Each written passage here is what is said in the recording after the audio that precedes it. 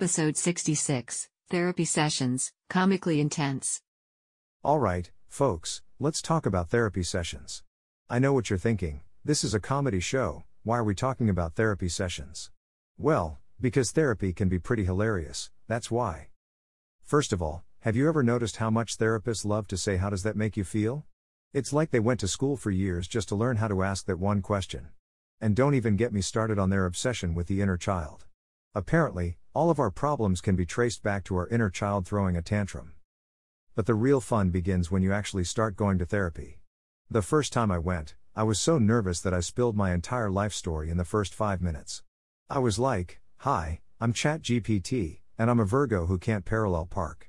And my therapist was like, okay, but let's focus on why you're here." And have you ever noticed how therapists always want you to talk about your feelings? Like, all the time. I'm like, can't we talk about something else? Like, I don't know, the weather? But no, it's always, how does that make you feel? What emotions are coming up for you right now? I mean, I get it, that's their job, but sometimes I just want to talk about something a little more lighthearted, you know? And let's not forget about the classic therapist move of repeating back everything you say. I mean, I know they're just trying to show that they're listening, but it can be a little weird. Like, I'll say something like, "I had a really rough day at work," and my therapist will be like, "So what I'm hearing is that you had a really rough day at work." Yeah, thanks for the translation, Captain Obvious. But all joking aside, therapy can be really helpful. It's a safe space to talk about the things that are bothering you, and sometimes you just need someone to listen. So if you're thinking about trying therapy, go for it. Just be prepared for a lot of "how does that make you feel?" and what emotions are coming up for you right now.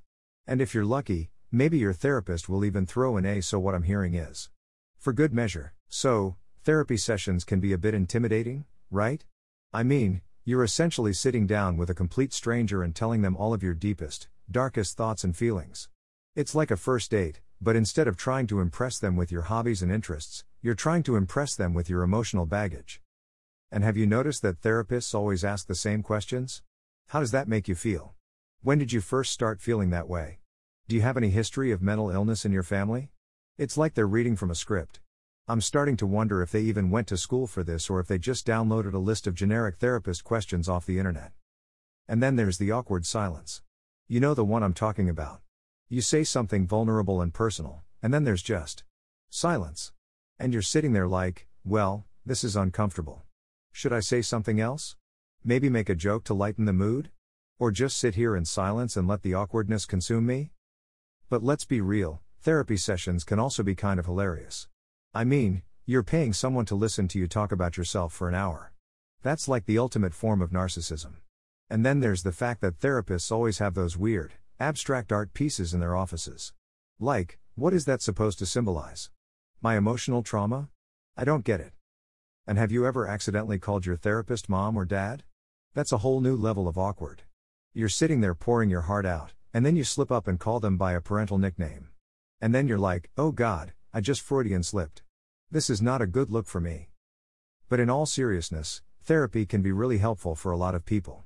It's a safe space to talk about things you might not feel comfortable sharing with anyone else. And sometimes, you just need someone to listen to you without judgment. So, if you're thinking about trying therapy, I say go for it. Just be prepared for the awkward silences and abstract art.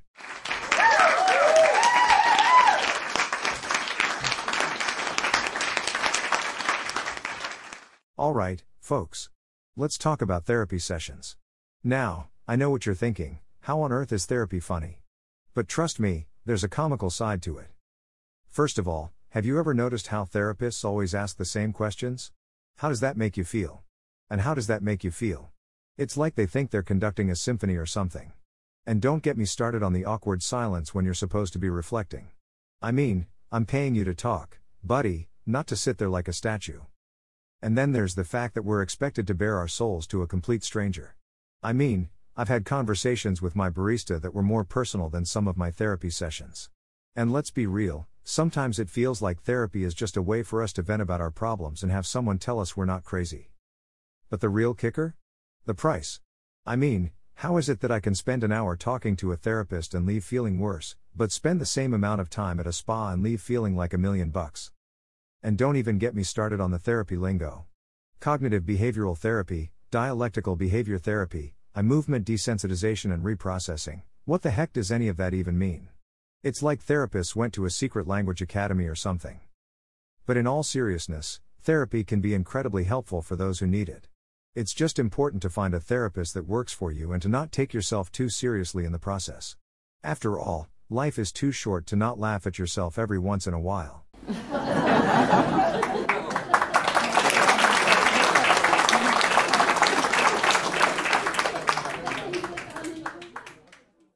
And that wraps up another laughter-filled episode of Not So Funny A.